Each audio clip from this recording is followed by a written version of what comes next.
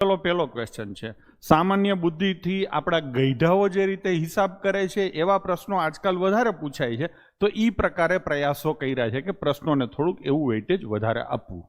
અઘરા સેલાની ગેમમાં હું ક્યાંય પડ્યો નથી, મગજ વાપરવું પડે એવા પ્રશ્નો આપણે લીધા છે.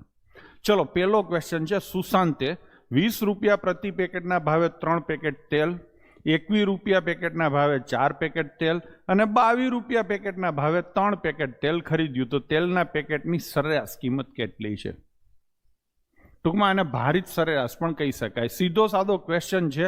20ના ભાવે કેટલા પેકેટ છે? 3, એટલે 60 રૂપિયા થાય.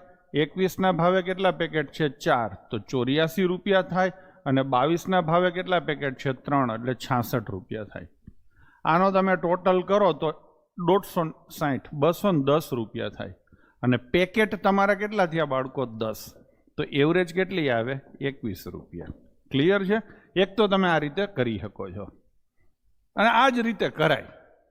એક્ઝામમાં કેટલી નિરાત હશે, કેટલા તમે શ્વાસ ગણતા હશો એ કોઈને ખબર નથી. અહીંયા તો હું સોલ્યુશન કરાવતો ને એટલે ગમે એવી ફાંકા ફોજદારી કરું, પણ જ્યારે કાયદેસર પેપર આપતા હોય ત્યારે આવું કાંઈ યાદ આવતું નથી. છતાંય મારી ફરજમાં આવે છે કે મારે તમને કહેવું જોઈએ. એટલે હું હિસાબ કઈ રીતે કરું ખબર છે? આ બધાય 20-20 રૂપિયાના જ છે. I20નું, I20નું ને I20નું, તો 10 પેકેટ 20-20 રૂપિયાવાળા થાય તો 200 રૂપિયા થાય. આના થાય. હવે અહીંયા રૂપિયો વધારે છે 4 પેકેટનો, એટલે 4 રૂપિયા વધી જાય.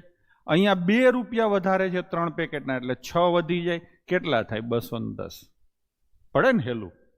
જોકે આઈ હેલું છે એટલા માટે હું ઇન્સિસ્ટ નથી કરતો કે આવું કરો, પણ આવો એટીટ્યુડ રાખશો તો ક્યાંક ને ક્યાંક કંઈક ને કંઈક યાદ આવશે. બધું મને યાદ નથી આવતું.